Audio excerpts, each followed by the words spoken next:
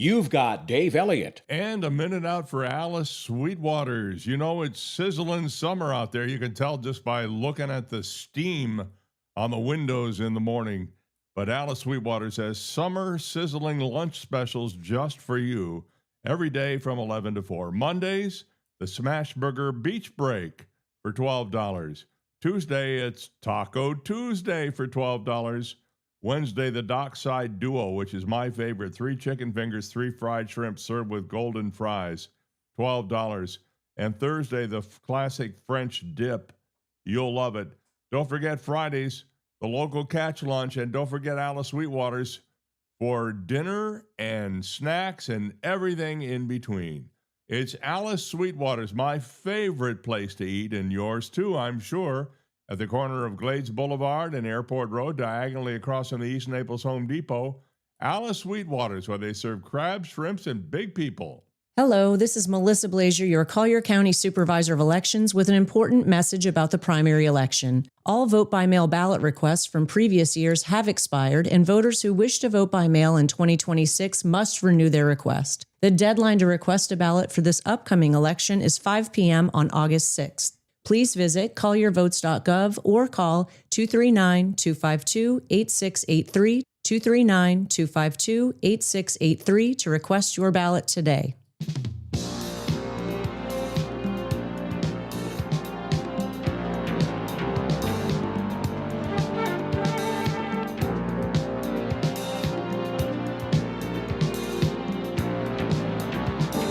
This is the Dave Elliott Show. And good morning. Welcome into Thursday. I thought we'd start off with a couple of important messages. Instead of just me, it's important to hear from the people in this community. Speaking of which, a big tip of the hat today to the Collier County Public Schools, which has announced the opening of Ave Maria Elementary in the town of Ave Maria in eastern Collier County. The school district, by the way, I don't know if you know this or not about them. This is how well managed they are.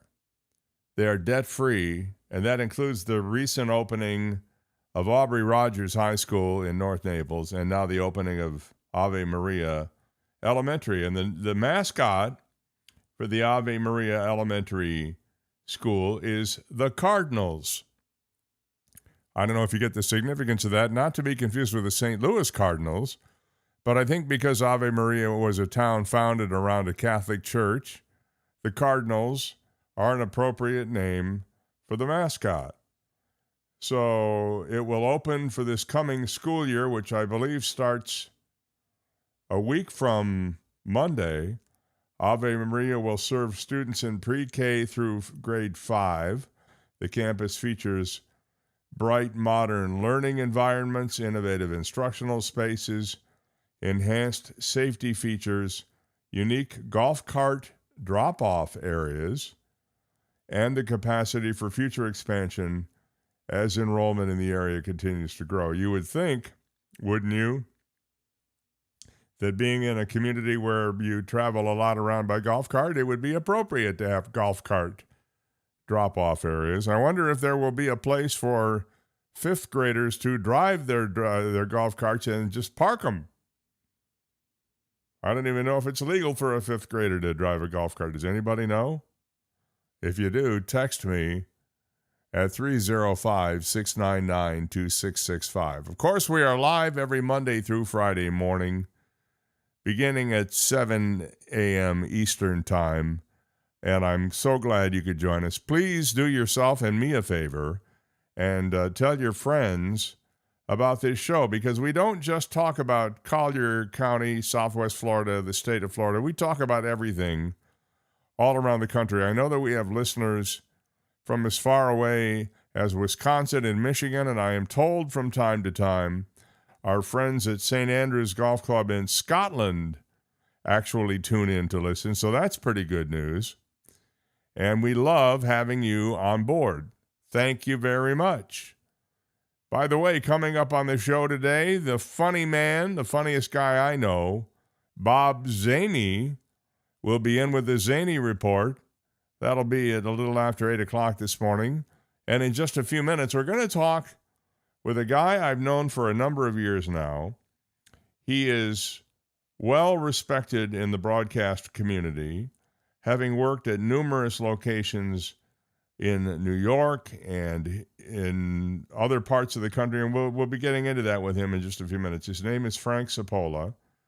You may have recognized his name as a person who was one of the leaders and very outspoken, and I think doing for his community the right thing when it came to the building of the new Costco down at the corner of Rattlesnake and 951 and near Hacienda Lakes. So anyway, Frank will be with us in a few minutes to talk about his career. We're going to cover the ongoing topic we have here about the change in media, how media consumption has changed. You know, it used to be that when you sat down at night after dinner and you had a cup of coffee, you turned on the 6:30 news and you stayed glued to the TV until it went off after the Johnny Carson show. Times, they are a-changin', and now you're finding that people are consuming media in different ways. And we're gonna have a nice long conversation with Frank about that this morning. And we do appreciate your involvement. If you want to weigh in, while it's difficult, I can take phone calls, and I do encourage you to either call or text me at the number I mentioned earlier, 305-699-2665. I think I've finally gotten to the point now where I remember that number instead of the old one that I used to have you call all the time. Also, later in the show, we're going to be playing Impossible Question, give you a chance to win a $25 gift certificate to Alice Sweetwater's, and more besides. It's all happening every Monday through Friday. Please tell your friends, and if you can't listen live, you can always listen afterwards anytime you want, because the shows are posted immediately to YouTube, and they're easy to find. If you want to get the link to the show, it's a kind of a complicated link. I'll give you an example of how complicated the link is. It's https://youtube.com/C/the David Elliott Show. I don't know why it has to be David Elliott. That is my name, but I go by Dave, of course. So rather than that, I just made it easy. Go to daveontheair.com. Scroll down if you're on your phone, or you'll see a link that says Listen Live. Click that link, and boom, boom, boom, there we are. No muss, no fuss. There is news this, by the way, the weather, we're not expecting any rain of any consequence for the next couple of days because of that Saharan air layer, the dust layer that's kind of zooming over us and cutting off any chances for rain. But we could see some by Sunday. So get ready for that. Meanwhile, a Leon County Circuit Court judge up in the Panhandle heard arguments yesterday over whether the property tax cut proposal to be placed on the November ballot is misleading to voters. Now, the judge is going to have to decide this. It won't be decided by just the fact that there's a lawsuit. But 3 groups of plaintiffs, including former local government elected officials and a former Republican legislator, contend the title and ballot summary provided by the GOP-led legislature in June uses emotional and political rhetoric designed to sway voters.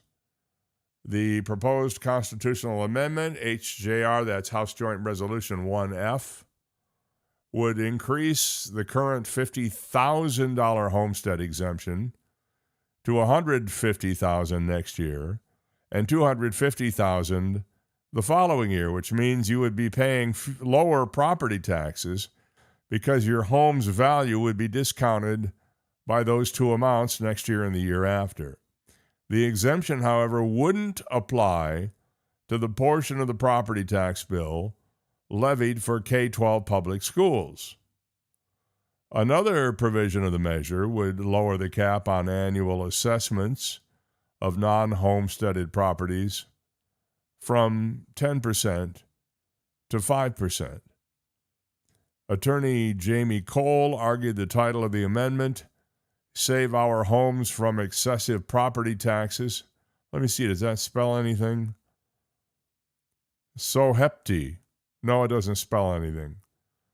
Pushed viewers to favor the proposal by using biased language in violation of previous court rulings. Cole said the ballot question, the thing that the voters see when they vote, has to be fair and it has to be accurate. It should not be political rhetoric. It should not be emotional language. It should not hide the ball, and it should not mislead.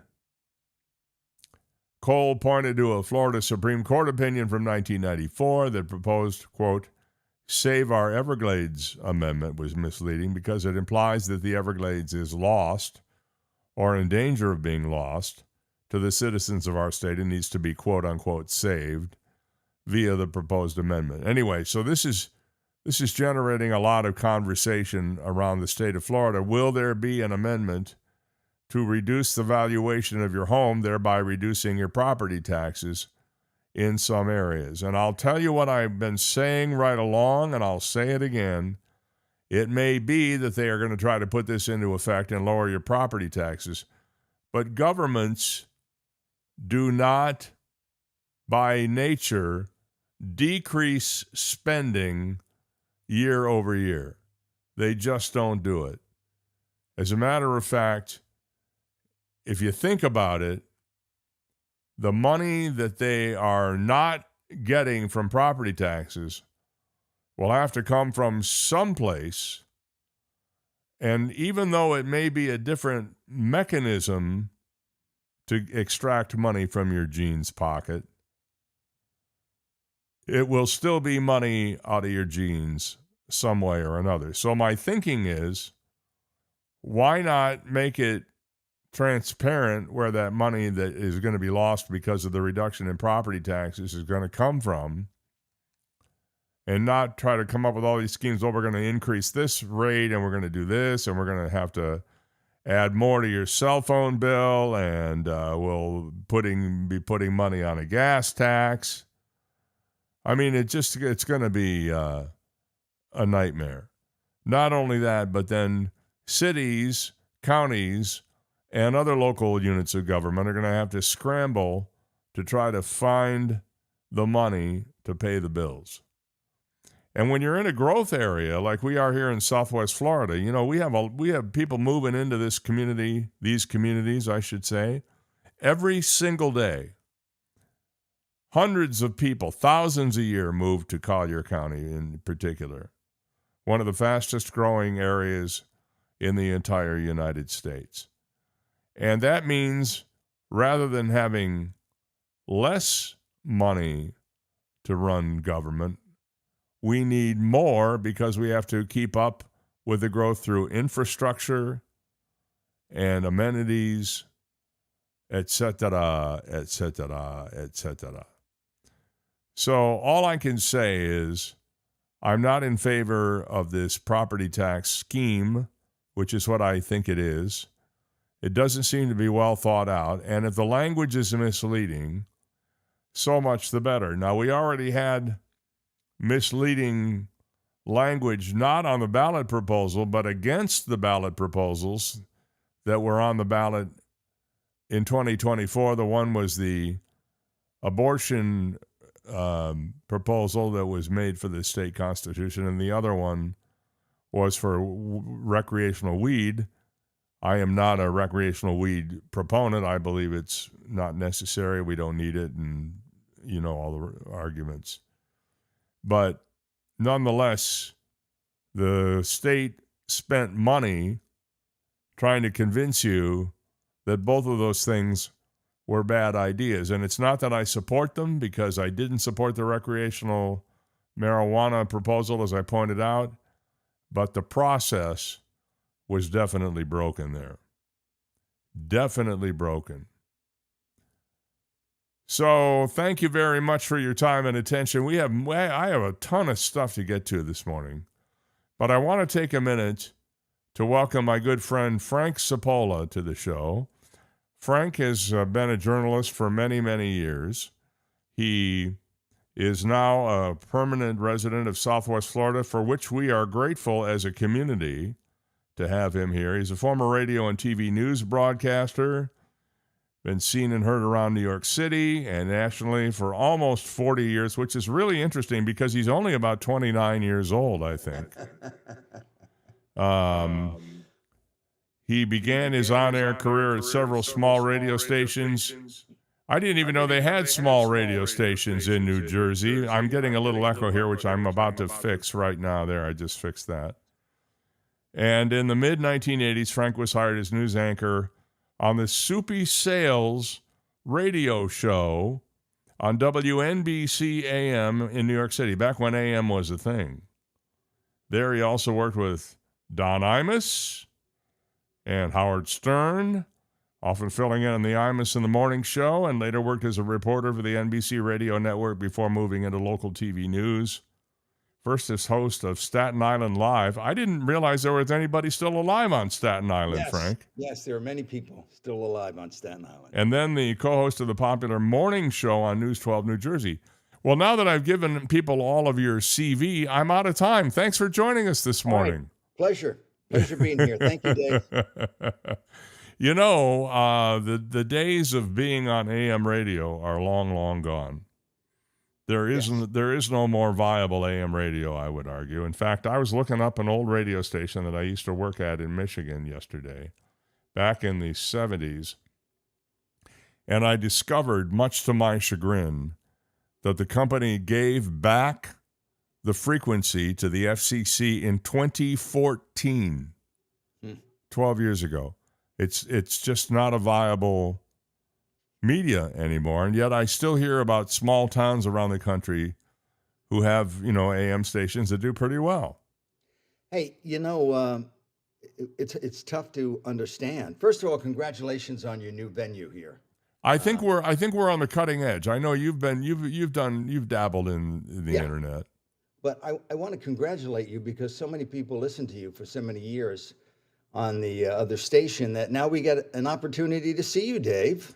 See what you look like every morning. You want to see what I look like? All right, I'm going to show you. I wouldn't normally do this, but I took my camera down. All Darn. Right. Oh, shucks. I can't do it. Oh, that's too bad.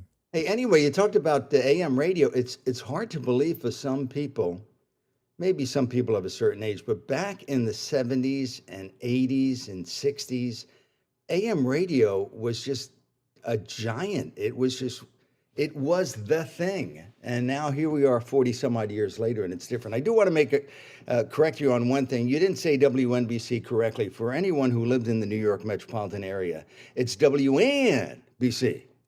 Sounds like something Murray the K would say. Yeah, WNBC. WNBC. I have a story about Soupy Sales. He used to live in Fort Myers. I don't know if you knew that or not. In his later years, he lived in Fort Myers. I did not know that. And a friend of mine, and I haven't talked to him in years, but a friend of mine had obtained the rights to all the old Soupy Sales TV shows and was trying to negotiate a deal, and I was kind of involved tangentially in this, to get the Soupy Sales classic TV shows on TV Land. Do you remember the old TV Land network? Sure. And they wouldn't take them. And you know why? Because the shows were in color. They only wanted black and white shows. I thought Soupy Sales was one of the funniest guys I'd ever seen on television. Yeah. First of all, I didn't know he lived in Fort Myers or had a home in Fort Myers. But the early shows in the mid to late 60s were in black and white. And then he came back in the late 70s and did a show out of Los Angeles. Those were in color. I think the black and white shows were on WXYZ in Detroit, and also on originally in New York. But he was a funny guy and diabolical. He's in my book, by the way.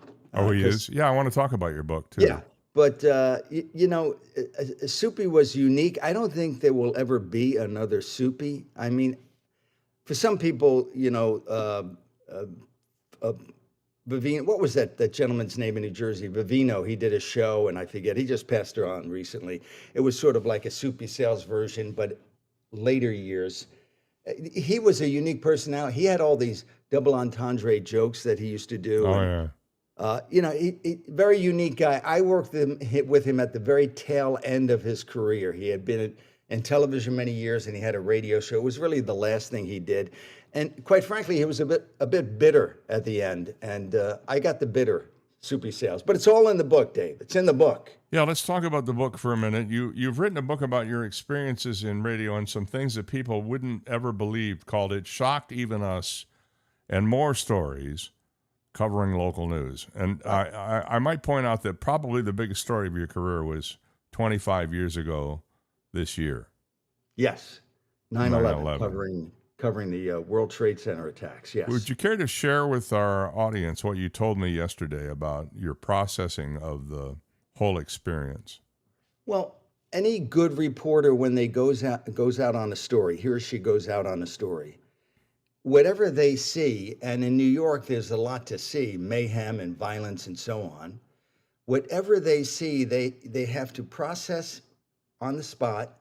And then I had a particular process. I would put all my emotions and everything in a room, and I would just approach the story and do the story and explain the story. And then on my way home in my car, which was about a 35-minute drive, I would process what I saw. Whatever it was, a kid getting hit by a car, somebody falling out of a window, some terrible violence that I had covered. And by the time I got home, I had fully processed what I had seen. You didn't see that on the air because I had put it away in a room during my working hours, and then I would process it on the way home. I did a radio interview yesterday, and I'm sorry, did a radio interview 2 years ago, and I had realized that I had suppressed and not fully processed some of the 9/11 memories and things I had seen in almost 23 years at that point. And I had not told anybody stories, not even my family members, because I had not fully processed what I had seen before and after those attacks. And that was surprising to me. I guess I had totally forgotten about them, put those memories in a room and just fully locked the door and never opened up the door. But some of those things stay with me even now. And I have trouble talking about them. Because not only weren't they processed in my own mind, but I never sat down with somebody and discussed them, a professional who might be able to help me. It sounds like a form of PTSD in a way. Yeah, I'm not going to overstate it. I wasn't there the first day it happened. I happened to be off that day, so nobody could get into New York. My stories basically are what happened in the weeks leading up to it, specifically 2 weeks before, 1 week before, and 2 days before, that I still have trouble discussing and talking about. But you're absolutely right. I just never really. It's PTSD. It absolutely is. And how did you wind up coping with it in the years that ensued? I grew up in New York City. I remember the towers going up when I was in high school and college. I worked in both those buildings. There was the local traffic radio network was based in both those buildings. We were in one building, for a while, and then another building. So I used to visit there. The first attack in 1993, I was actually on my way to go into the World Trade Center to pick up my check, and the Staten Island ferry wasn't running, and it wasn't running because it had, the World Trade Center had been attacked. But had it gone as scheduled, I would have been walking through the lobby of that building when the first explosion took place. And that, if you remember, in 1993, the explosion was in the basement. Yeah, it was, and it didn't do a lot of damage. I mean, No. the building didn't come down. There was damage. Yes. It was a truck full of explosives. Right underneath what was the Vista Hotel, and I had to walk through that lobby of that hotel to get to where I picked up my check. The timing would have been perfect. Thankfully, the Staten Island ferry was not working because they had shut it down. But I remember looking across the harbor and seeing smoke coming out of Lower Manhattan and wondering what the heck was going on. Yeah. But the second attack, there are images you have in your head, Dave, and I'm sure you do, personal images that just are seared into your memory. And, some of the things I saw are still seared into my memory.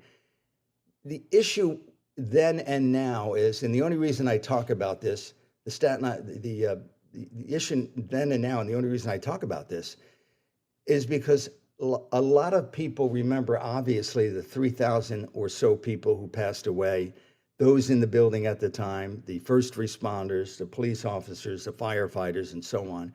But we forget the reporters who were covering the story then and now.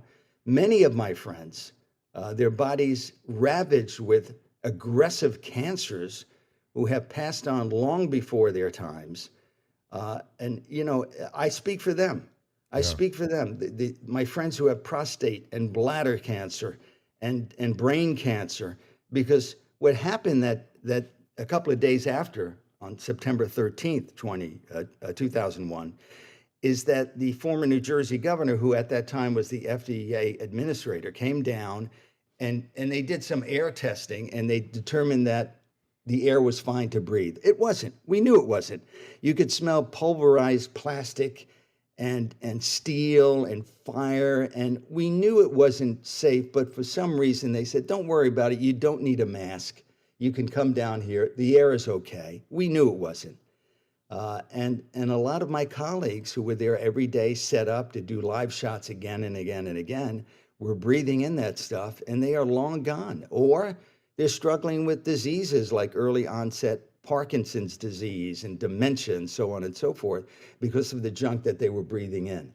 So, all of that is part of it. I speak for them. There were 5 TV technicians on top of the tower that morning. They were servicing one of the antennas for their station.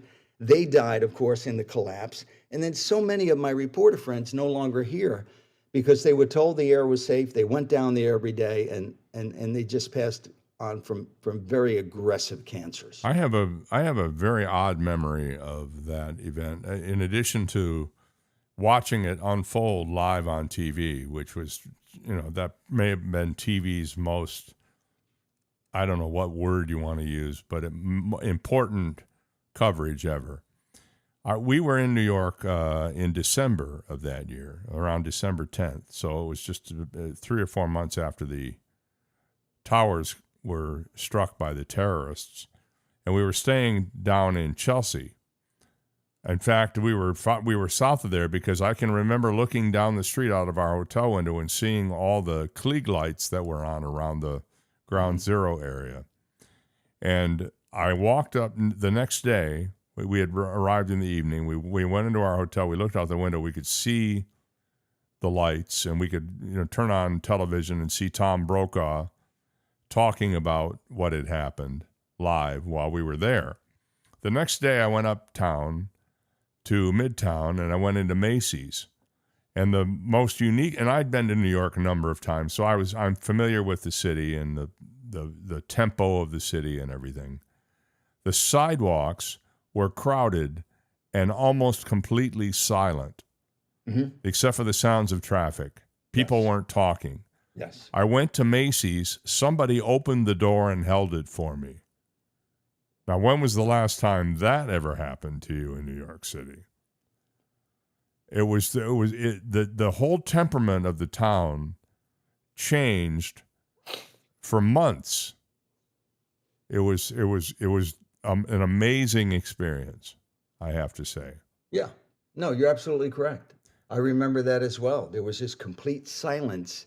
We were shocked. Most New Yorkers and Americans were in shock. Oh, I think so. We never thought that would happen. It really was a historic event that changed the trajectory, in my personal opinion, of the United States of America. We always had these oceans between us, and now we realize that we weren't safe. We aren't protected by big water. No, we're not. Well, what a story. Do you talk about this in your book, by the way? I don't. I will tell you one story. I have to go through it because I'm going to be on a couple of 9/11 panels upcoming. and I'll tell it here. So maybe the more I tell it, the easier it is for me to tell. But my most vivid memory is, not too many people remember, a week or so before 9/11, a young firefighter passed on. And as is the case with every firefighter funeral in New York City, we arrive at the church as reporters. And ironically, it was the church where my wife and I worshiped in Staten Island. So I knew the area very well. We arrived at the church, and what you want to do as a TV reporter is get the money shot. And the money shot, of course, is the hearse pulling up and the pallbearers taking the coffin into the church. We're not allowed in the church in New York City. I don't know how they do it in other cities, but they have speakers outside so you can hear the service. And there is a format, and the format is you get that shot in the beginning, and then during the service, you wander around and speak to these firefighters who knew this young man. And there had to be probably, and there usually are, hundreds. But that day there was maybe 200 or 300 firefighters who came out for his funeral. And I remember trying to get some reaction from these firefighters who might have known this young man. And some of them I knew because I had seen them on other stories. And I went by down the line, hey, how are you, shaking head? Yeah, these were young men and women. Mm-hmm. They were in their 20s and 30s, their whole lives in front of them. And, I shook their hands and I chatted with them a little bit. And until this day, those faces haunt me because they had no idea, Dave, that they had 1 week to live. They had absolutely no idea that many of them, I don't know how many faces I looked into, had no idea that they would be gone in a week. And their faces still haunt me to this day. Yeah. It's something you'll never forget. No, I won't. Now, moving forward in time, you made a dramatic change when you decided to make Southwest Florida your home. Yes. You have become well known in the media circles here as the proprietor and promoter, by the way, extraordinaire, of Contacts Media, which is you basically help people get booked to be on various media, TV, radio, print. Right. To talk about whatever their expertise happens to be. In fact, I think we're going to try to get one of your guests on. Didn't you mention somebody to me yesterday? Yes. Yeah, we'll have them on in a day or two. You've also become a community activist of sorts. Tell us about your journey with the new Costco down by Hacienda Lakes. Oh, okay. Well, this is going from one trauma to another. This is another trauma. Let me just say, you mentioned Contacts Media. What I do for people who are listening is I use my contacts from my 38 years in radio and television to get people like doctors and lawyers and cybersecurity experts and business professionals on stations in the major markets and on the networks. I am the facilitator. I am the booker. I am the former congressman who's now the lobbyist. So if you'd like content, whether it be in Southwest Florida or Atlanta or any major market or on the network, that's what I do. I have contacts that go on for many, many years, and I get people on television. They use that content for their website and for emails and so on and so forth. It's a great business model. Yes. And there's very few people down here who are able to do that. I had a client who wanted to be on the Today Show. There's probably 1,000 people in New York who could make that phone call. There's probably 5 in Southwest Florida. long story short, we got him on the Today Show, and it was a major financial institution here based in Southwest Florida. So there's not too many people who can make that phone call. Thankfully, I have friends, and I've been in the business a long time. It's called Contacts Media, contacts with an S. Yeah. Now, to discuss Costco, switching gears, I'm all for Costco. I like Costco. I think they're a good company. The argument we had and always had is the site at the corner of Rattlesnake Road and Collier Boulevard was not the right site for this gigantic Costco. Simply not the right spot. And I found out in our journey and our fight against this that we live in a town that is a one-party town. And it's never good. It's never good if you have one party controlling all the politics in one town. Yeah, can And you I say see that. Washington, D.C., for example? Well, I would say New York City. Yeah. I mean, in New York City, if you're the Democratic candidate and you win the primary, you win the general election. It's over right then and Yeah, there. Mamdani really just steamrolled his way to the mayorship there. It doesn't matter where you stand. If you win the Democratic nomination, you win the election. Conversely, I have found that Naples is similar to that, and Collier County in general. And I don't think it's healthy. I don't think it's healthy because there is no competing voice. And if everyone is of the same party, then they're all on the same page, and they have a bubble that they can't break through. So are you saying this was a political decision? I'm saying that my commissioner for my district, Rick Locastro, or as we called him, Rick Locasco, I think that he had it in his mind that this was a good site and it was going to go there come hell or high water. And the other commissioners deferred to him. If he was against it, as he should have been, because it's going to be a traffic nightmare. This is the only Costco in the United States of America that is up against a residential community and next to a hospital. The only one in the United States of America. The lines going into this Costco for folks who justifiably want to save some money on gas and food and everything else is going to block the entrance to the hospital. What does that say for ambulances trying to get into the hospital if they're in a rush?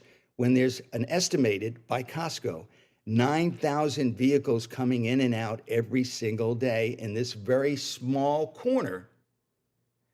I mean, this is the only Costco that is in a spot where it should not be, but it was forced into it by, unfortunately, our commissioner, who, in my estimation, is just short-sighted, Mr. Locastro. Well, didn't they make some concessions on traffic flow and signage and the way they designed the entrance?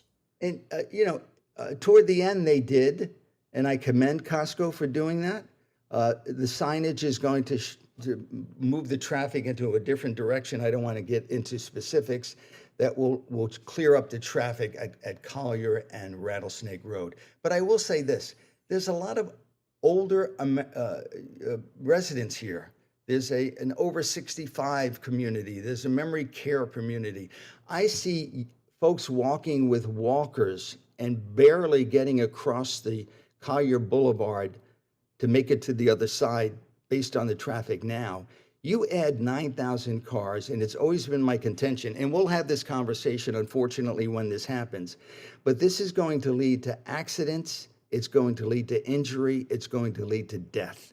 This is not a spot to put a Costco, and we've been arguing that from day one, and I just think it's an ill-advised decision. When we get the first unfortunate death at that corner, I will contact the commissioners and I will say, this is what we were warning you about.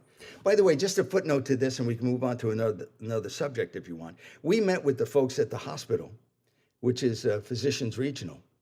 We met with them. And Rick Locastro used to be he was the administrator there, right? Absolutely, and he should have recused himself from the vote, but he didn't. But we met with the general manager, and he said these exact words, and I have a witness. I said to him, this will result in accidents, injury, and death at this corner. And he actually said to me and a colleague who met with him, well, we don't want death. And the implication is death doesn't bring them money. Injury does, because the hospital's right there. He also told this, he estimated there would be 6 to 7 additional emergency room visits per week at that location, which is hundreds of thousands of dollars in revenue. So and again, visibility is one thing that people will see the hospital, they'll know it's there. I'm not saying there's going to be 6 or 7 accidents at that corner, but certainly it will add to accidents and injury at that corner. And there's a hospital right there, which means they're going to benefit from all of this. Well, now, isn't it true that the land that it's on was zoned for a particular use, and this is one of the uses, but you could have wound up with, for example, a Marshall's or some other big retailer in there as well as Costco. So the problem seems to be the zoning, right? Yeah. Well, no, actually, technically, they weren't supposed to put a Costco there. It was within 500 feet of Of another a gas gas station. station. It was a gas pump issue. Right. Yeah. They're already setting it up for 24, and down the line they say 48 gas pumps. Imagine that, 48 gas pumps. But the county issued a waiver, and they said that this was okay to do. Now you're absolutely right. It was zoned commercial. We expected all of the homeowners who purchased homes in Azure and in Esplanade at Hacienda Lakes, we expected a strip mall with a dry cleaner, with a restaurant or two, with a store, maybe an anchor store like a Target or something like that. Not this monstrosity of a building that's going to dominate the landscape. And right next door to it, by the way, and a deal I think that was struck with the hospital next door, they're putting a College for osteopathic doctors. exactly, Yeah. exactly. And across the street from it, our good commissioner, Mr. Locasco, and his colleagues approved 2,700 apartments and condos that are already constructed. And let me tell you something, Dave. I passed the one right across from where the Costco entrance will be every night. It's got about 200 some odd units in there. There's maybe 3 lights on, and it's been available for lease for a year.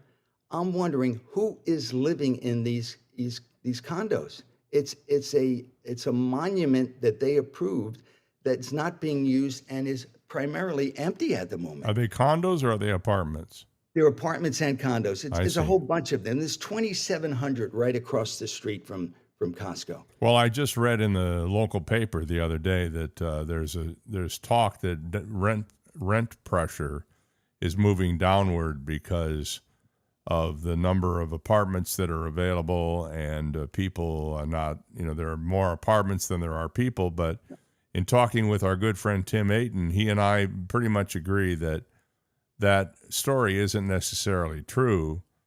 My daughter rents an apartment, and she checked into it when that story came out and found out that the rents that they're charging are actually greater than what she's paying, and she's been there a year.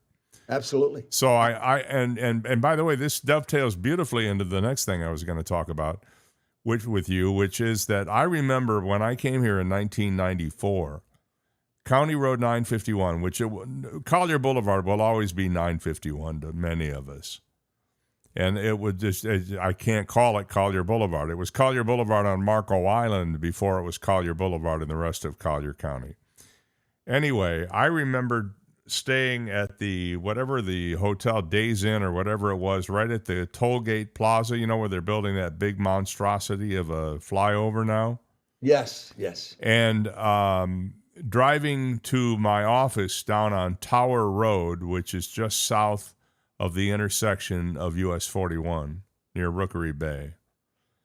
And it was 7.25 miles of one lane each way. One lane each way. What was on the east side of that road? A swale and trees. Wow. What was on the west side of that road? A few developments, but mostly trees. And construction vehicles like you can't believe. To go that 7.5 miles took about 25 minutes in the morning because of all the dump trucks and the construction vehicles on that road. I invite your listeners and viewers. I invite your listeners and viewers to come down to Rattlesnake and call you. I didn't recognize it the last time I was there. Well, it used to be the entrance to the swamp buggy track. Right, exactly, which is moving, by the way. And it was all trees, and it was beautiful, and now it's all development.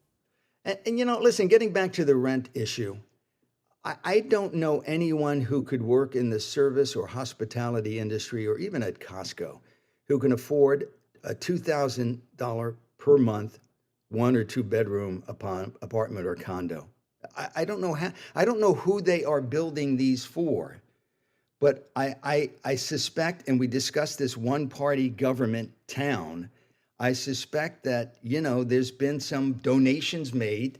I don't want to cast aspersions upon our good commissioners, but I'm sure some donations have been made by developers and others that sort of encouraged this overbuilding, in my opinion. So the big question is, how has this affected your relationship with the town in which you now live? No, listen, we love Naples. My bride and I my bride of 31 years and I love Naples. We will always love Naples. I just wish there was more opposing views when some of these issues come up. And as an example, and I'm sure you've heard this, they would like to put a new development in an orange grove not too far from where they're constructing the Costco. And the community there was successful in fighting back and saying no. And the commissioner said, okay, maybe this isn't a good idea. And then a week later, they came out and said, you know what, how about we do this instead? We're going to put a golf course and something else and blah, blah, blah. They do not know how to take no for an answer. And I fear that this wonderful town, Naples, you described it, dirt road, one lane, both directions, is slowly becoming Fort Lauderdale. And I don't know if I'd like to be in a Naples that looks like Fort Lauderdale. The beauty of Naples is its quaintness, its Midwestern feel. It changes every day. Tim Atten, a mutual friend of ours, said, the best days for Naples, best day for Naples is today, because it's changing constantly. And what will it look like 10, 15 years from now? I want to get back to our original. Have you got a couple more minutes? Sure, I have time. I want to get back to our original conversation here, because it's been an ongoing theme since I've left traditional linear terrestrial radio, whatever you want to call it. I truly believe that the future for audio and video dissemination is the internet. We've had Comcast has been doing a lot of work in my area, and I, for the last 2 days, have had constant interruptions in my high-speed data and my TV service here while they ostensibly upgrade the network. Of course, you can't get a hold of anybody to find out what the upgrades are or how long it's going to be. When I went on the app yesterday, it said repair time as soon as possible, and you can't get a live human on the phone. It's nearly impossible. But the ubiquitousness, or ubiquity, I guess is the right word, of everybody has a podcast now, including me, social media, the democratization, for better or worse, of mass media has changed the media landscape indelibly, I believe. What do you think? Well, I would agree with you. I read an article just yesterday about men between 25 and 55 getting most of their news from TikTok. That is their primary news source. And you're absolutely right. When we started in radio, you had to go out to a small station. You had to work your craft. You had to move to a bigger station, end up in a major market eventually. It took some doing. With the smartphone, everyone has a radio station and everyone has a platform for a TV station. Yep. You don't really have to do anything except find a room in your house or apartment, put some snazzy stuff behind it, put a fake microphone in front of you. Hold on, did you just say snazzy? Snazzy, yes. Boy, you just dated yourself, buddy. All right. Well, I think people know how old we are. But I'm not telling. You mentioned Soupy Sales in the beginning, and that pretty much gave it away. Yeah. And White Fang and Black Tooth. Right, exactly. And so all you need is a room with a microphone and some snazzy background, and you got your own podcast or show. Everyone has an opinion about something. I don't mind, actually, that there are more cameras out there. I think, we saw in George Floyd, we saw in the unfortunate deaths of those folks in Minneapolis over the winter. The more cameras out there, the better. What I don't like, however, is there's no training and there's no editor at the end to say, is this accurate? When I worked in radio, as you did as well, when I worked in radio, I sat at a big table with a whole bunch of colleagues of mine, these thunder voices of New York City radio. And at the end of the radio was the editor, and it was Bill Maher Sr., the comedian's father. He worked in radio in New York City at WNBC. And nothing went on the air until Bill Maher Sr. looked at it and verified the facts and made sure it was written correctly and so on and so forth. When you have a camera phone and you come across an accident and somebody says, oh, I heard that 2 people died, and you go on the internet and go on social media and say, hey, accident at the corner of 951, and I say that for you, 951 and Immokalee Road, and 2 people are dead. Well, we don't know that to be true. There's nobody checking the facts. So a lot of stuff that gets out there is wrong. Yeah, the 2-source and the 3-source rule don't exist in the modern age. They do not. I mean, we saw, if you ever watched the movie All the President's Men. Of course. They had to get 3 sources before they went with something. Yeah, and they had to know who they were, and even though they were anonymous sources, they had to be vetted by Ben Bradley or some editor.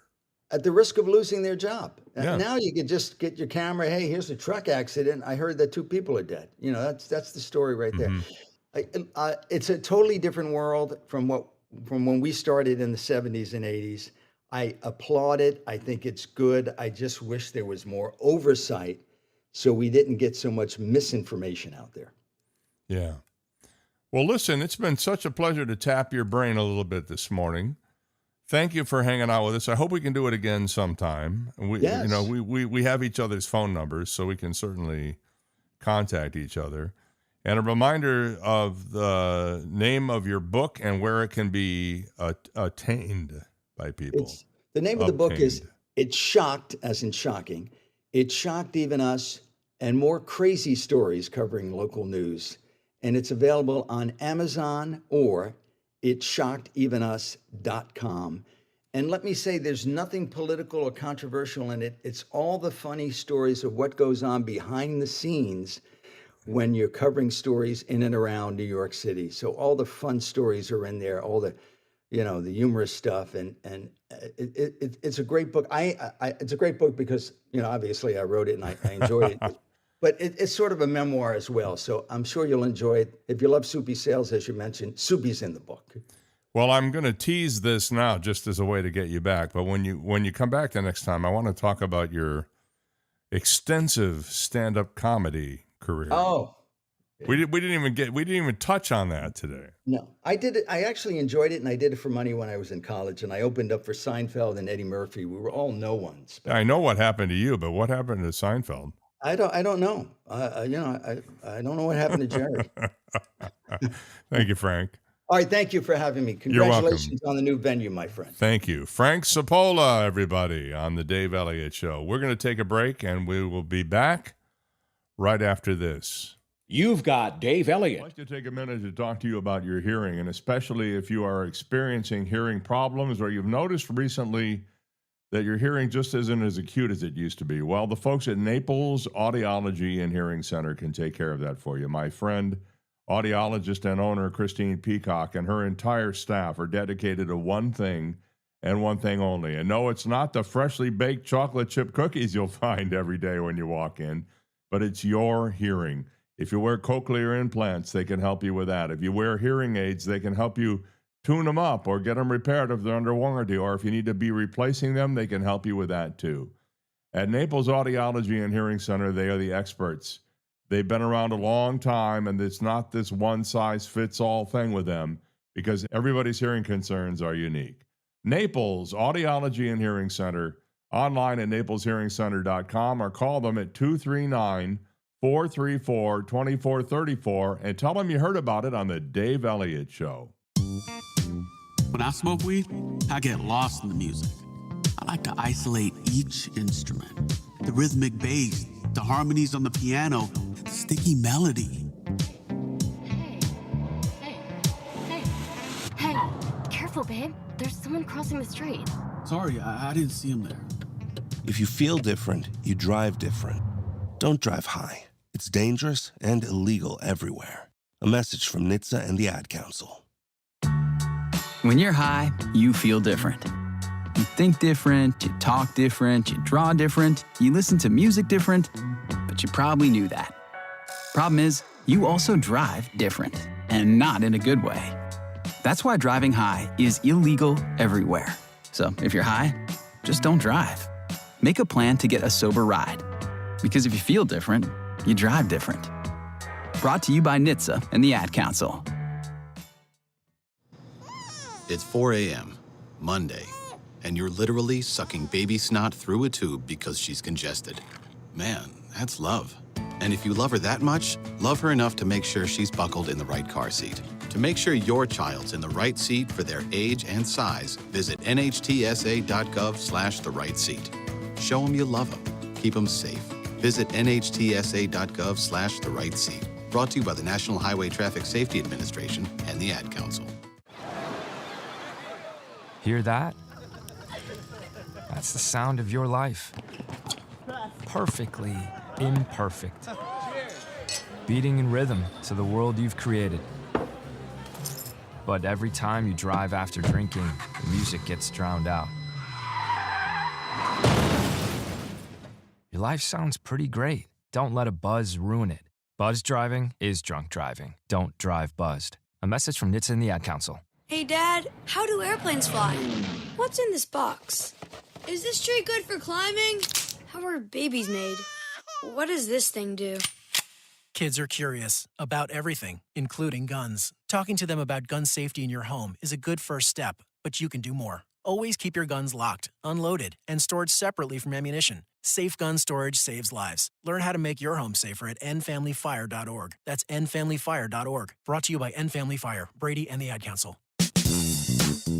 He's reached that age where his brain goes, "You probably shouldn't say that," to "I can't wait to see where this goes." Dave Elliott.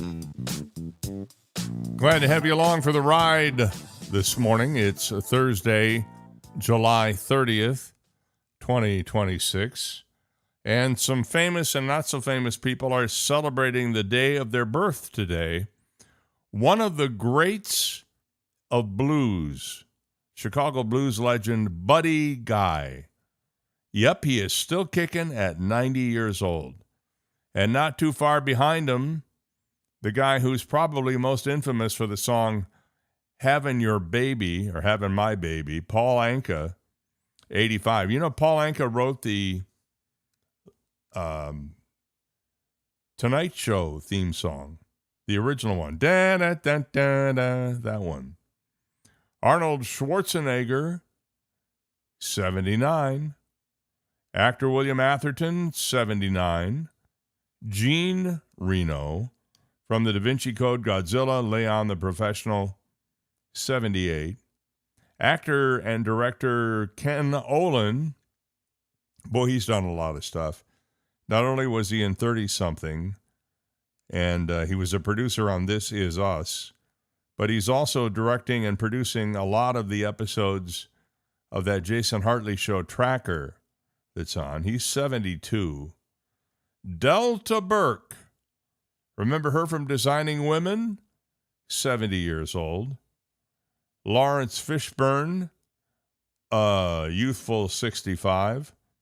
Lisa Kudrow, who played twins. Did you know that she was on Mad About You as a character named Ursula, who was the twin sister of Phoebe? I think that was her name on Friends. Vivica A. Fox, 62. Terry Crews, who's all over everything. He's doing Dodge Ram commercials. I see him on America's Got Talent. He's hosting some sort of new food network show competition thingy, 58. Simon Baker, Australian actor known for his TV show The Mentalist. We just saw him in some streaming show where he played a not very nice guy. He's 57. Christopher Nolan, who's getting a lot of attention for his new movie right now, The Odyssey, and, of course, Inception, The Dark Knight, Oppenheimer, 56. The actor Tom Green, 55. Hilary Swank, 52. Jamie Presley, remember her from My Name is Earl, 49. Soccer player Hope Solo is 45. And Joey King, the actress from The Kissing Booth, The Act, Fargo, 27 years old. It's 8 o'clock, and thank you for hanging out with us this morning on the Dave Elliott Show, live here on YouTube. Again, you can find the link by going to daveontheair.com and click the Listen Live link. You can contact us by text or phone at 305-699-2665, and I hope you'll remember that number and just dial us up during the program when we're live, and we can talk about whatever's on your mind. I'll try to answer questions for you. If you have a question for one of our guests, we can pass those along to them as well. Coming up in a few minutes, we're going to check in with our buddy, our pal, funny man Bob Zany, direct from Vegas. And later in the show, we're going to be playing the impossible question. By the way, speaking of impossible question, every day I try to put the impossible question on my Instagram story and also on Facebook. You can follow me on Facebook at thedaveelliotshow.com. Just type that in, it'll bring me up. And we're also on Instagram at that same handle. We love it when you follow us, and I'm trying to follow all the interesting people that I see on there too. As you know, if you followed me for any length of time, I've always been sort of down on social media. I took about a 7 or 8 year break from Facebook. And now I'm back on there because I want to have a way to reach out to you and be able to have you reach out back to me.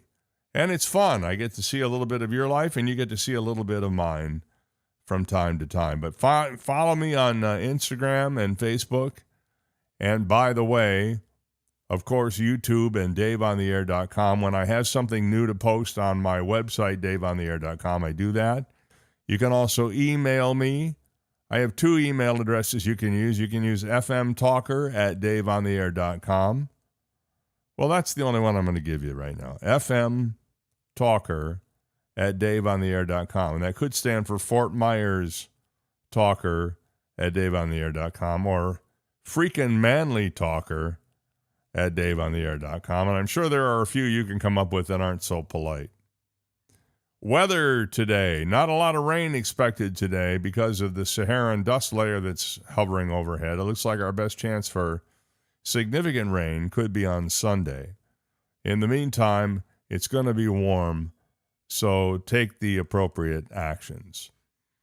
In news this morning, sales taxes are creeping up, while income taxes, believe it or not, are inching down. Now, that's a takeaway from a new report from the Institute on Taxation and Economic Policy, which portrays a kind of a shifting tax landscape in the states. Since 1990, ITEP reports, that's the Institute on Taxation and Economic Policy, states have raised sales taxes 68 times, but lowered them only 29 times. Sales taxes. During the same period, state lawmakers have cut top personal income tax rates 210 times and slashed corporate tax rates 168 times, but states have raised income taxes just 73 times and corporate taxes only 42 times. Now that's since 1990, so that's 36 years.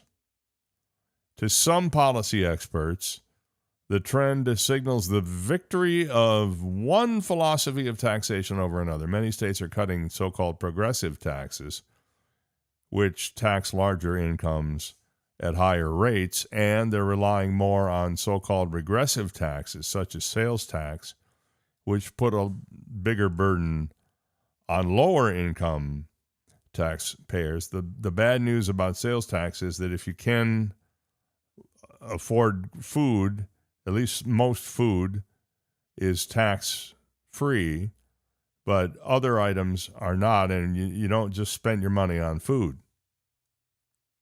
People at the lower end of the spectrum wind up taking it in the shorts when they have to pay taxes on items that they use every day. People should be concerned about this, said David Cooper, Director of State Policy and Research at the Economic Policy Institute, a progressive think tank. He said it certainly has contributed to the skyrocketing inequality in our country. So we're seeing sales taxes go up, and we're seeing property taxes float downward just a little bit. Just a little bit.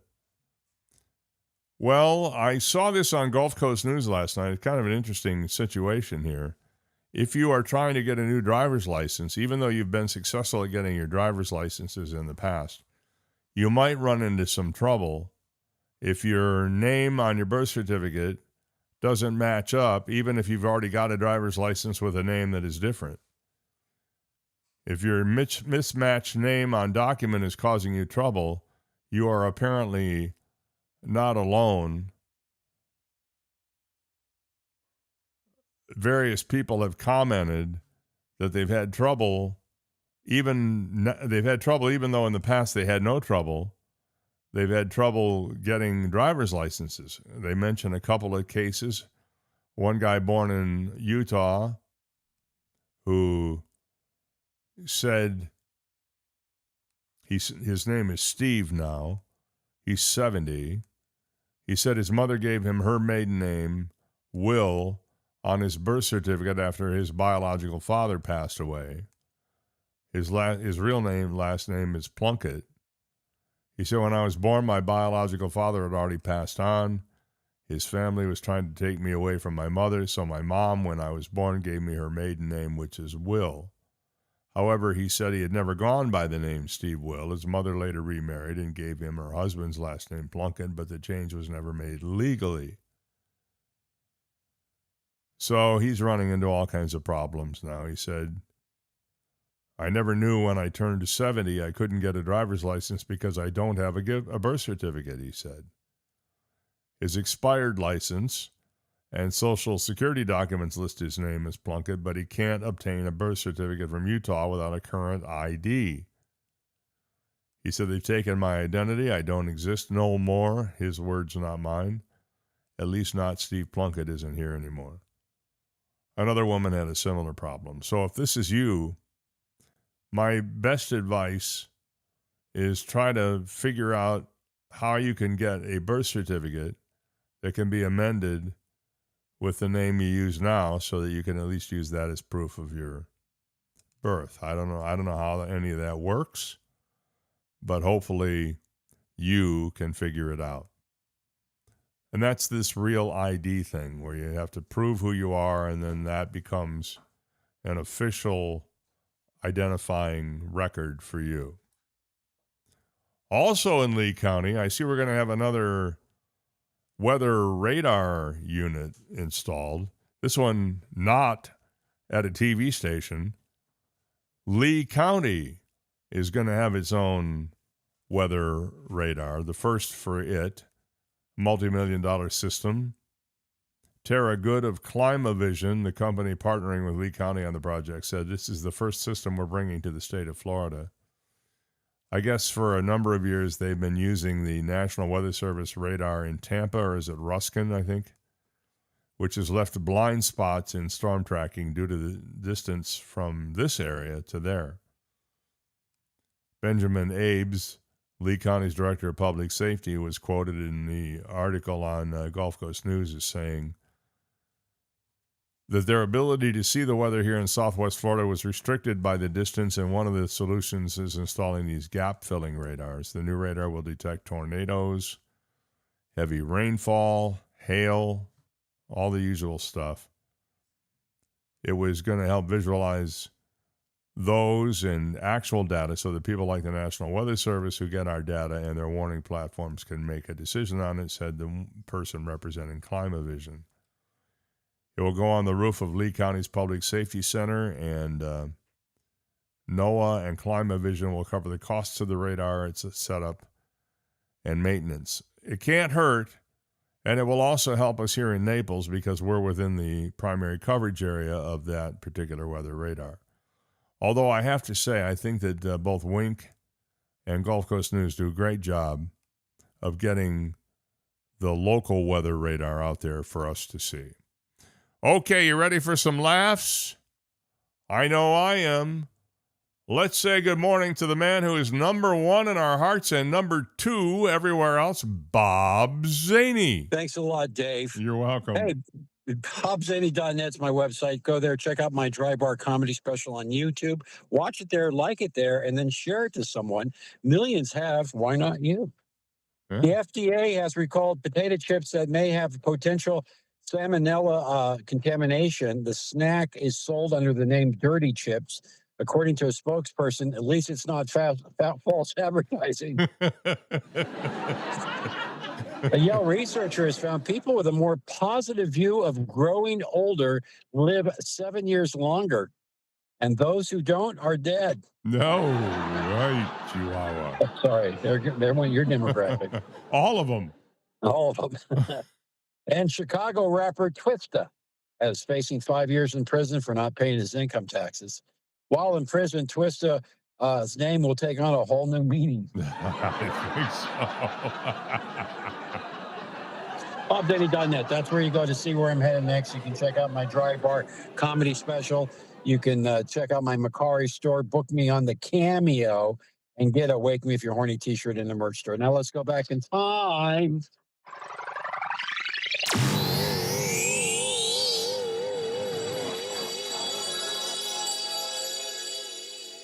Nice. It worked. It's March 29th, 2016, Massachusetts. An 80-year-old pot dealer was sentenced to 10 years in prison. According to the prosecutor, he could have gotten longer, but why? Yeah. By the way, what does 80-year-old pot work? How does it work? I don't know, but it's 2026, and this was 10 years ago, so hopefully he's out and alive. Well, it's history for you. There you have it. I'm on the Twitter at Bob Zany, Zany Bob on the Instagram, and Zany Baby on Instagram and TikTok. The official Bob Zany channel on the YouTube. Watch it, and it's free to subscribe. Until next week, this is Bob Zany. Baby. Thank you, Bob. He's a funny guy. I'll be here in November at Off the Hook Comedy Club. Go see him. He's a lot of fun, and we always try to get over there to see his show when he comes to town because he really is funny. And every single time he does a show, if he's here for 5 shows, each show is completely different from the show before it because of how he does his improvisational act. It is really a unique and one-of-a-kind thing, and that's why he's so popular around the country and in Vegas. 8:12 a.m. Eastern Daylight, time.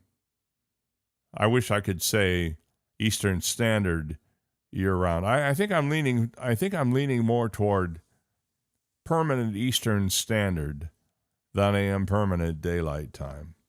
Daylight Time was not the time zone that I was born under. I was born in Eastern Standard Time. I don't know about you, but, Standard Time is what my body clock was originally set to, and I think the idea of having daylight time, even though I know some people argue erroneously that you get more daylight hours, please explain to me how that works, because I don't get it. Tomorrow on the show, we will be joined by our good pal, Chelsea A. Murphy. We're going to tell you where to go and what to do in town and talk about other crap and nonsense. We'll also be joined by former Naples Mayor Bill Barnett, and we're going to talk about something very interesting with him, and I hope you can join us. I'm not going to tell you what it is because I don't want you to, say, I've heard that before, because you haven't heard this before.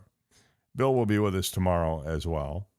Next week on the show, among the guests we're going to have our old buddy Dave Wasson back with us. He has his own podcast called Mike Check Sports.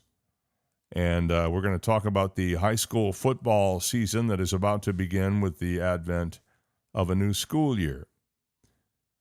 305-699-2665 is our number for texting and calling and commenting and participating in the show if you want to do so. If you have an event that you want us to promote, I'm happy to take your event information. You can text it to me at that number or call me up during the show, and I'll just put you on the show, and you can tell us about what event might be coming up. like our good friend Joe down on Marco Island, who's always got something good cooking with the Knights of Columbus there. In news this morning, the site where the Buddha first delivered his sermon, Japan's early capital cities and the mountain where the gods dwelled, according to Greek mythology, are among the 25 newly named UNESCO World Heritage Sites. The United Nations announced this week. What does Buddha have to do with us? Well, Buddha in particular doesn't have anything to do with us, but we do make the list for UNESCO. This year's inscribed locations were selected from 33 nominations. A majority of the chosen sites, 19 as a matter of fact, were honored as cultural properties for their historical, religious, or artistic significance.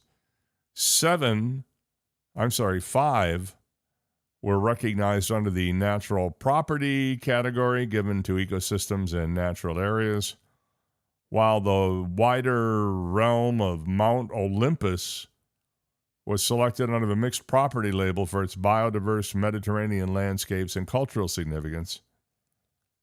According to Konstantinos Sellos from Euronews and Greek Prime Minister Kyriakos Mitsotakis, from today, the mythical Olympus becomes a mountain for all mankind, which must be protected forever. But there is another natural landscape that makes the list.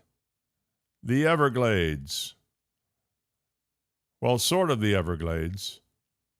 The Okefenokee Swamp in the Okefenokee National Wildlife Refuge that spans parts of both Florida and Georgia. Freshwater peatland is how it's officially described. It's one of the biggest and most intact North American coastal plain ecosystems per UNESCO, home to many species of plants and animals, including alligators. The wetland preserves some 5,000 years of environmental records in its layers of peat. So the next time you get a chance, visit, we have the Everglades here. You can take airboat rides and you can go in the swamp in various ways. But maybe check out Okefenokee. I think that sounds like a wonderful expedition if you're an outdoors person. Wonderful. More news this morning. On a bigger scale, an experimental explosion has been detected off the coast of Florida nearly 2 weeks after a similar event occurred. The U.S. Geological Survey detected a 3.9 magnitude earthquake east of Flagler Beach Tuesday. It was listed with a depth of 0 feet, meaning the seismic source was at or very near the surface, a characteristic more consistent with an explosion than a typical, say, earthquake. It was not an earthquake. The location is about 20 miles from where another event was recorded on July 16th, east of Ponce Outlet, an area where the U.S. Navy is known to conduct full ship shock trials, or FSST. These controlled underwater detonations test how new or upgraded warships like aircraft carriers or combat vessels withstand battle-like explosions near mines or torpedoes. No word on whether that's what it was or not, but I guess a lot of people reported, hearing the explosion, feeling the shock, and wondering exactly what the heck is it? Where have I heard that expression before recently? And if you need this next thing, you simply can't afford it if you have to lease it. You lease your car. You can lease an apartment. You can lease a power tool from Home Depot. Well, now there is one more thing you can lease. And I'm telling you, if you need to lease this, you can't afford it. Don't do it. Your next iPhone. Yep. Apple is launching a new leasing program to make iPhones and Macs and other products feel more affordable at a time when electronics prices are climbing and consumers are holding on to devices longer. Apple is partnering with payment platform Klarna on the program, which will be available in the United States starting this week, yesterday, through retail locations online and the Apple Store app. iPhones and Apple Watches can be leased on either a 12 or 24-month basis, while Macs and iPads will have a 24 or 36-month lease term. The thought of leasing a computer or an Apple Watch doesn't sit well with me. I have an iMac that I got in 2020 that still works, and it works decently well, except that Apple has decided that it's obsolete, so their new operating systems won't work on it, thereby basically telling me time to get a new one, which I actually did do.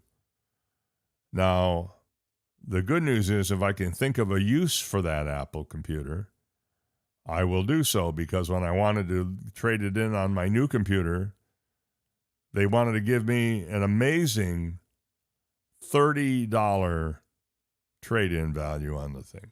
$30. $30. I guarantee you I paid considerably more than that for it. Now, Apple's cheaper products like the iPhone 16, the MacBook Neo, the base iPad, and Apple Watch SE are not part of the program. So if you want those, you have to buy them. The new leasing plan replaces the iPhone upgrade program, which allowed consumers to swap out iPhones after making 12 monthly payments. The new plan aims to apply a similar concept to a broader range of Apple products, while offering more flexibility in payment plans and lower monthly costs. The cheapest iPhone leasing option, $17.99 a month, while the iPhone upgrade plan starts at about $42 a month, according to Apple's website. Honestly, if you need one that badly, you know what I say? Get a Timex. They take a licking and keep on ticking. Yeah, you can't send a text message on them, but who the hell wants to send a text message on your phone, on your watch anyway? I don't know about you, but my eyes are not getting any sharper, and sometimes I have to squint and blink and wipe my eyes out with drops just to be able to see what the heck is going on the thing. I do wear an Apple Watch. It's really handy, particularly when you sleep with the watch on, because when your alarm goes off, you get a little vibration on your wrist and it's easier to wake up. At least I don't miss the alarm when that happens. A social media influencer was allegedly killed by her estranged husband less than 2 weeks after she posted on TikTok accusing him of pedophilia, according to police and court records. Gee, I wonder if they have a suspect. Sarah Gilson was fatally shot last week Thursday in Owasso, Oklahoma, by husband Jeremiah Duffy, who went by Sean Duffy on social media. According to the Owasso Police Department, she was 43. A little over a month earlier, on June 10th, she filed and was granted an emergency protective order against Duffy after police informed her he'd been accused the day prior of molesting a minor. Not to be confused with the person who digs for gold or coal in a hole in the ground. On July 11th, Gilson posted a video on TikTok where she had more than 30,000 followers, accusing Duffy of pedophilia. I'm sure that had nothing to do with her imminent demise. Preparing for when Netflix drops a documentary about my soon-to-be ex-husband, who I just found out is a pedophile, she wrote. The video referred to a popular social media trend that mimics Netflix documentaries, with users pretending to sit for a tell-all interview. Her caption read, "I wish I was joking. Hashtag plot twist, hashtag Netflix, hashtag documentary." Less than 2 weeks later, she was killed. On June 9th, about a month before Gilson posted the video, a girl and a parent told police that Duffy, who had coached the girls' traveling basketball team, inappropriately touched her during an event at an elementary school earlier that evening, police said. Another team coach saw what happened and immediately intervened and reported it to the girl's parent, according to the cops. Similar conduct by this coach towards this particular juvenile player was reported to have occurred over an extended period of time in multiple law enforcement jurisdictions across multiple states prior to this incident, police said Saturday. Duffy fled and had not been seen by police since. Because he was a member of the Osage tribe, and the incident at the school happened on tribal land, police said they submitted the case for a charge of lewd molestation of a minor to the U.S. Attorney's Office for review, quote, ending the jurisdiction of the Owasso Police Department over this reported incident. So the tribe has to seek their own justice in this case. Sick people out there. I'm telling you, sick people. NASA's Curiosity rover has captured some pretty strange-looking rocks during its years exploring Mars. Well, now, one image that's been around for a while, but is popping back up again, is fueling claims, according to the London Daily Fail, that the Red Planet was once the site of an alien war. Yep, an alien war. Let me be the first to tell you, it didn't happen. UFO researcher Scott C. Waring shared a photo taken by the rover that appears to show what he believes is an unexploded alien missile lying on the Martian surface. He argued the object is evidence of an ancient conflict that wiped out a once thriving civilization, claiming space agencies have remained silent because of its potential military significance. If that's the case, where are all the buildings and the roadways and the water towers and the infrastructure that would have been built by this once thriving civilization? Where do those go? Certainly, in 1,000 years, if everybody suddenly disappeared off planet Earth, there would be remnants of our great cities and roadways and other buildings, the Great Wall of China and so on. Waring speculated the mysterious object could represent advanced extraterrestrial weapon technology that governments would rush to obtain if it were ever recovered. I'm looking at a picture of this thing, and it just looks like a piece of rock that's been damaged upon entering the atmosphere of Mars. Scientists have long noted that Mars is shaped by billions of years of volcanic activity, meteorite impacts, and relentless wind erosion. Processes capable of sculpting rocks into surprisingly artificial-looking shapes. Needless to say, it ain't the thing. It ain't a thing at all. But somebody over at the London Daily Fail thought it was interesting to bring it up again. Crude oil prices rose sharply yesterday after the president said the U.S. will hit Iran hard in retaliation for an attempted surprise attack on American forces in the Middle East. Brent crude, the international benchmark, gained 7.9% to close at $90.74 a barrel. U.S. West Texas Intermediate futures advanced 6.6% to settle at $84.46 a barrel. Trump told Fox News that Iran, quote, is going to get a beating, unquote, after its Revolutionary Guard launched ballistic missiles at U.S. forces. You probably saw the quote yesterday, him sitting in the Oval Office, or around the cabinet table. We'll be hitting them hard, he said. Iran targeted a U.S. base in Jordan. According to a report from Axios, U.S. Central Command said the missiles were successfully intercepted. The attack shattered a brief pause in fighting. Oil futures sold off earlier this week as the conflict seemed to be on a path toward de-escalation, but they popped up a little bit yesterday, and you might see a few pennies more added to a gallon of gas at your favorite fill-up station in town today. I thought this was kind of interesting.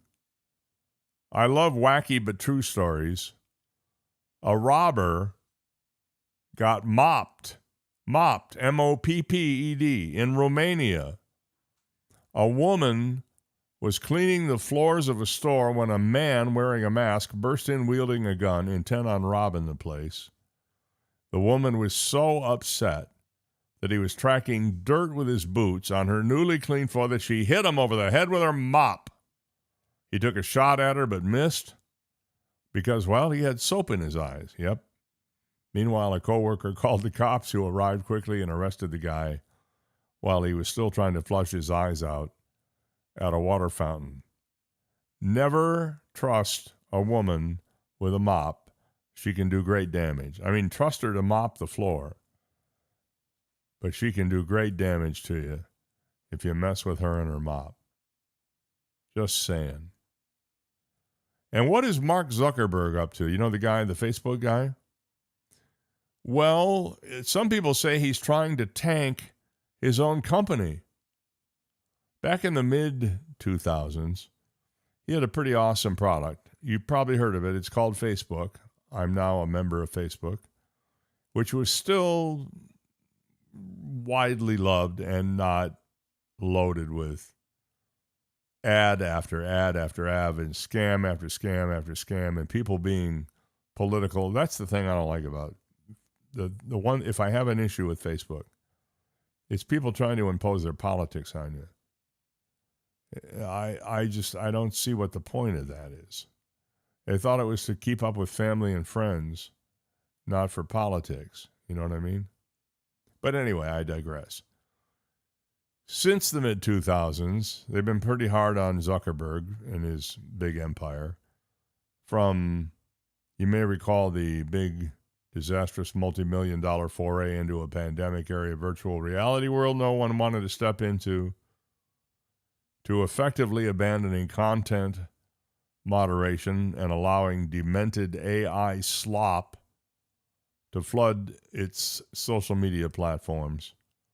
Meta now feels more like a dilapidated strip mall to some than a hot tech property, at least in the minds of the writers at futurism.com. And by the way, AI slop is such a good description of what AI is bringing to a lot of people. Lately, Futurism's writers suggest it almost feels like he's trying to destroy his own company. He's burning through tons of cash in a desperate attempt to keep up in the AI race. Yet, despite all the billions they have and that they've spent so far, they're being destroyed by OpenAI and Anthropic, who are competitors in the AI realm. Its employees have even resorted to using AI models made by its competitors.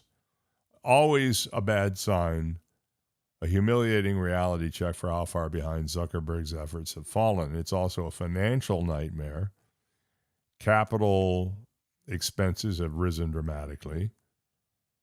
Its stock price has been dead money for more than a year, say Yahoo Finance, as investors continue to debate whether Zuckerberg is chasing the AI industry as it literally falls off a cliff or edging over ever closer to whatever might come of an AI-fueled industrial revolution. So things don't look good for Facebook and Meta, the company that Zuckerberg owns that owns Facebook, and it doesn't look like it's going to improve anytime soon. You know who Kyle Shanahan is? He is the head coach of the San Francisco 49ers. And if you haven't heard this already, he was involved in a car accident not too many days ago.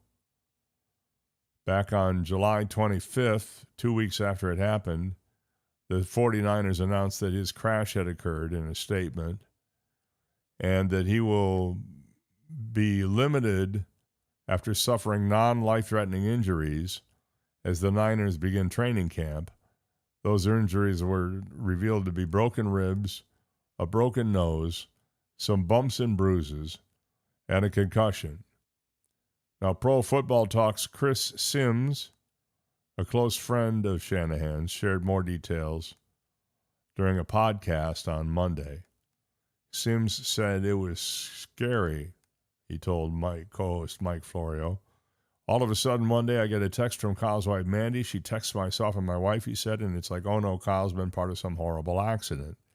She sent us some pictures right off the bat, and it was like, oh my gosh, he said. Sims called the images jarring, indicated how close the injuries were to being much worse. He said he was this close to maybe losing his right eye. The scar is so big right there, so all that stuff was just crazy to see. Sims also noted the head coach is still shaken up and realizes how lucky he was to avoid further damage. But Tuesday of this week, 2 days ago, Shanahan talked to a select group of reporters about the crash. He told the group that he was at fault for the accident. I'm sure the insurance company is excited to hear this. He explained that California Highway Patrol had a clerical error attributing the accident to the other driver, which was not accurate. Palo Alto police confirmed Shanahan's explanation in a statement, saying, in part, Kyle Shanahan's statement that he provided is correct and that he was found at fault for the collision. There was a clerical error in the preparation of the report that was transmitted to the state database. We're in the process of correcting that error. It is the officer's discretion at the scene of the collision as to whether they issue a citation to either party. It is not uncommon for officers to elect to not issue a citation to either party involved in a collision. Neither party in this situation was provided preferential treatment. But Shanahan admitted that he took his eyes off the road briefly to find his phone, which fell between seats. When he looked up, he had gone over the line and crashed into an SUV. Shanahan said he did not lose consciousness or have amnesia following the accident. His timeline to return is dependent on his recovery from the concussion, which could put his Week 1 status in doubt. So the injuries were serious enough that he could be out for maybe a month or more. Because I think Week 1 is sometime around, I mean, not counting preseason, but Week 1 is, what is it, around Labor Day or something? I think so. Coming up, impossible question in just about 3 or 4 minutes. So stay there. More after this. You've got Dave Elliott. Hello, this is Melissa Blazier, your Collier County Supervisor of Elections, with an important message about the primary election. All vote-by-mail ballot requests from previous years have expired, and voters who wish to vote by mail in 2026 must renew their request. The deadline to request a ballot for this upcoming election is 5 p.m. on August 6th. Please visit colliervotes.gov or call 239-252-8683, 239-252-8683 to request your ballot today. And a minute out for Alice Sweetwaters. You know, it's sizzling summer out there. You can tell just by looking at the steam on the windows in the morning. But Alice Sweetwaters has summer sizzling lunch specials just for you every day from 11 to 4. Mondays, the Smash Burger Beach Break for $12. Tuesday, it's Taco Tuesday for $12. Wednesday, the Dockside Duo, which is my favorite. 3 chicken fingers, 3 fried shrimp served with golden fries, $12. And Thursday, the classic French dip. You'll love it. Don't forget Fridays, the local catch lunch. And don't forget Alice Sweetwaters for dinner and snacks and everything in between. It's Alice Sweetwaters, my favorite place to eat, and yours too, I'm sure, at the corner of Glades Boulevard and Airport Road, diagonally across from the East Naples Home Depot. Alice Sweetwaters, where they serve crabs, shrimps, and big people. Hey, wouldn't it be great if life came with a remote control? You know, you could hit pause when you needed to, or hit rewind, like that time you knocked down that wasp's nest. Uh-oh. Or that time you forgot to roll up your windows in the car wash. Fantastic. Yeah, a remote control would have come in handy then. Well, life doesn't always give you time to change the outcome, but prediabetes does. With early diagnosis and a few healthy changes like managing your weight, getting active, stopping smoking, and eating healthier, you can stop prediabetes before it leads to type 2 diabetes. It's easy to learn your risk. Take the 1-minute test today at doihaveprediabetes.org. Life doesn't come with a remote control. Yikes! So you're on your own with the wasps. You have the power to take control of prediabetes. Visit doihaveprediabetes.org today. That's doihaveprediabetes.org. Brought to you by the Ad Council and its Prediabetes Awareness Partners. When I smoke weed, I get lost in the music. I like to isolate each instrument. the rhythmic bass, the harmonies on the piano, the sticky melody. Hey, careful, babe. There's someone crossing the street. Sorry, I didn't see him there. If you feel different, you drive different. Don't drive high. It's dangerous and illegal everywhere. A message from NHTSA and the Ad Council. The impossible question on the Dave Elliott Show. Okay, here's your chance to win a $25 gift certificate to Alice Sweetwater's on Airport Road at Glades Boulevard, diagonally across from East Naples Home Depot. Don't forget to stop in for their great lunch specials all week long. And tomorrow night, baked stuffed grouper at Alice's. So what we're going to do is ask you a question. You come up with the answer, and if you or a member of your household haven't won anything in the last 30 days, you are eligible to win today. You know who you are. And then you'll be sent off on a scavenger hunt to find your gift certificate from Alice Sweetwater's. Not really. It's a pretty direct way to do it. And a lot more convenient if you live in Naples, by the way. Somebody texted me and asked if it was necessary to live in Naples in order to win the prize. You have 30 days to pick it up. So if you can get it within 30 days, I don't care where you live. But if you can't get it within 30 days of winning, please give somebody else a chance to play. Here is today's impossible question. The average age for a person to learn to do this is 8 years old. The average age for a person to learn to do this is 8 years old. What is it? Send me a text right now at 305-699-2665. That's 305-699-COOL. Or you can sit this one out. It's up to you. The average age for a person to learn to do this is 8 years old. What is it? Make sure to text me your first name when you text the answer. So if your first name is Willard, write Willard and then put the answer next to it. That's all I need. The impossible question today, the average age for a person to learn to do this, 8 years old. What is it? 305-699-2665. I will be posting the question later on Instagram, and you can then take a wild guess there if you want to. But let me know what you think the answer is. And if you're right, and you're the first person to call me with the correct answer, I will send you off to Alice Sweetwater's on them. $25 gift certificate. The average age for a person to learn to do this is 8 years old. And I'll give you a hint. If you live in Florida, you better learn how to do this by age 8. You better learn how to do this by age 2. So there's a big clue for you. The average age for a person to learn to do this, 8 years old, 305-699-2665, 699-2665, area code 305. One person who shall remain nameless says tie shoelaces. Sorry, that's not correct. Somebody else says swim, and she is correct. Mala, I believe is how you say the name. Mala, did I get that right, or is it Mela? I think it's Mala. Mala, you're the big winner this morning on the impossible question here on the Dave Elliott Show. Thank you for guessing at 305-699-2665. The answer to the question, the average age for a person to learn to do this is 8 years old, is to swim. And Mala texted back and said, yes, I got her name right. Andrew from Georgian Bay just missed out on it. Sorry, Andrew. Can't give it to you. But there's always tomorrow. And I'm sure you will be named the smartest person in town tomorrow. Mala, you are also, in addition to winning the $25 gift certificate to Alice Sweetwater's, the smartest person in town. Congratulations. I couldn't be happier for you. And for that, the winner's bell. There you go. Well, I have other news this morning. MTV is 45 years old.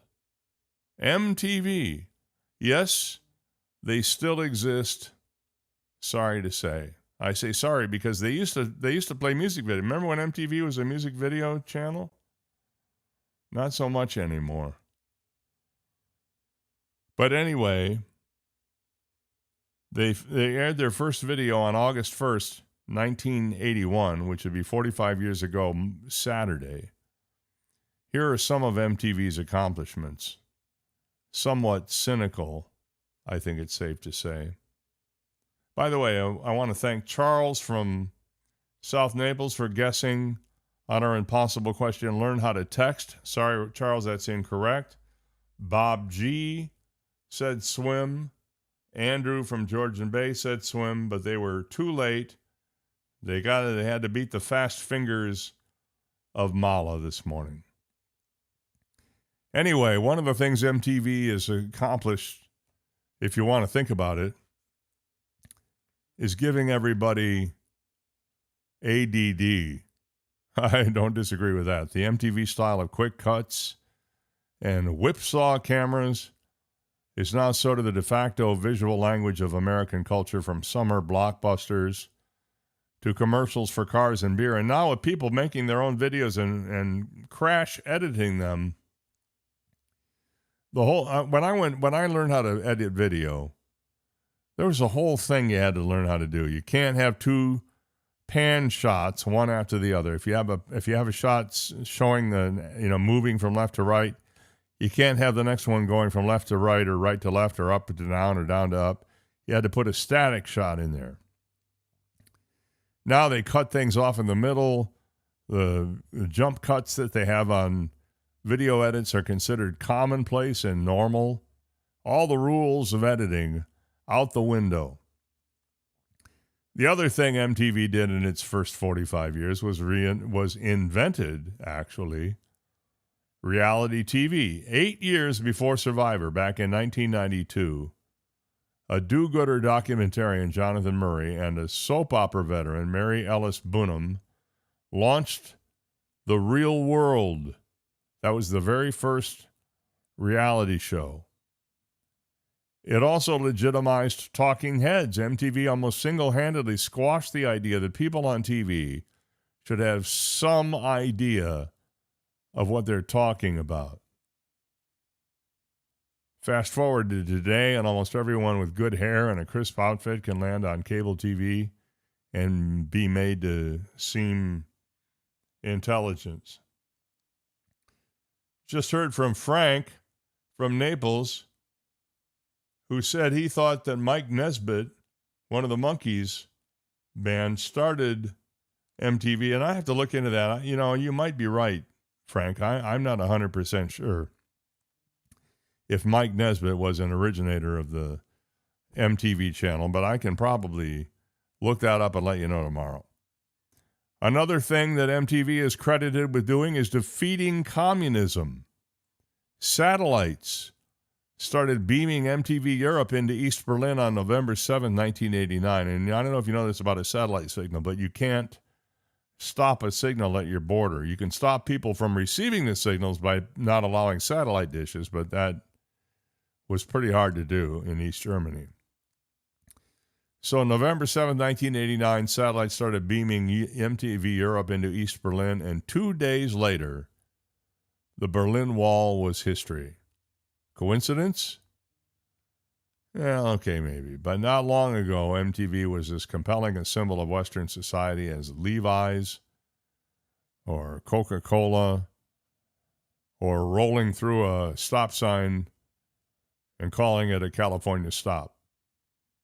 And the last thing MTV did, and this just brings it full circle, is they killed the music video.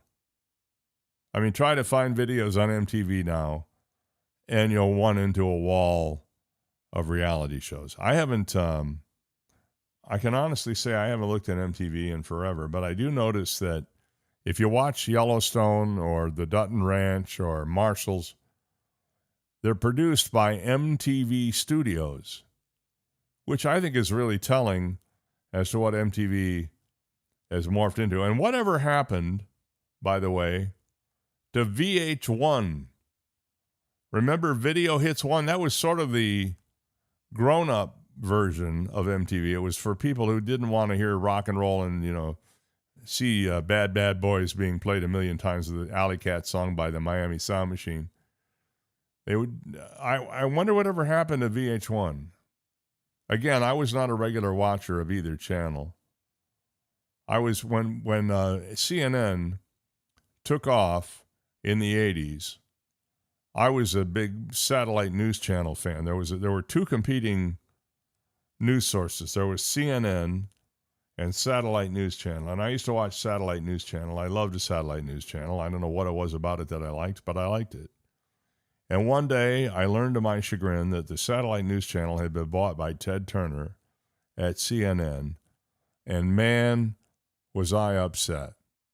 Even though I later became great friends with two of the early anchors on CNN, Don Farmer, the late Don Farmer, and his beautiful wife, Chris Curl, who still lives today, Chris, in Naples. And one final thing this morning. It happened today in 1945. I would be remiss if I didn't mention this. Shortly after midnight, on this date, July 30th, 1945, Japanese warships sank the American cruiser Indianapolis. Just after midnight, the Indianapolis was on its way unescorted to Guam, which was then known as Okinawa. It was torpedoed by a Japanese submarine. There were 1,196 crewmen on board the Indianapolis. Over 350 died upon impact of the torpedo or went down with the ship. More than 800 fell into the Pacific. Of those, approximately 50 died that first night in the water from injuries suffered in the torpedo explosion. The remaining seamen were left to flounder in the Pacific, fend off sharks, drink seawater, which drove some insane, and wait to be rescued. Because there was no time for a distress signal before the Indianapolis went down, it was 84 hours. What is that? Almost 4 days before ships and other help arrived. Only 316 of the 1,196 crewmen survived. The rest were eaten by sharks or drowned. A day that will not be forgotten by many historians and veterans alike. Well, that's going to do it for today. Thank you very much for spending a little time with us. I've enjoyed it immensely. Tomorrow, Chelsea Murphy will be here. Former Naples Mayor and political observer Bill Barnett will be along as well. Remember, you can find us on Instagram and Facebook at The Dave Elliott Show at both places. Check out my reel on Instagram later today. I'll have the impossible question up there if you missed it and tell you what's coming up on tomorrow's show as well. And don't forget, you can find us at daveontheair.com.